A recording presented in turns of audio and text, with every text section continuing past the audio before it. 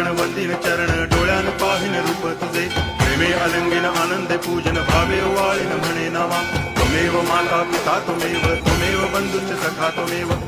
विद्या करुणं त्वमेव सर्वं मम देव देव कायेन वाचा मनसेन्द्रियैर्वा बुद्ध्यात्मना वा प्रकृति स्वभावात् करोमि यद्यत् सकलं परस्मै नारायणायति समर्पयामि अच्युतं केशवं रामनारायणं कृष्णदामोदरं वासुदेवं हरि श्रीधरं माधवं गोपिकावल्लभं जानकीनायकं रामचन्द्रं भजे हरे राम राम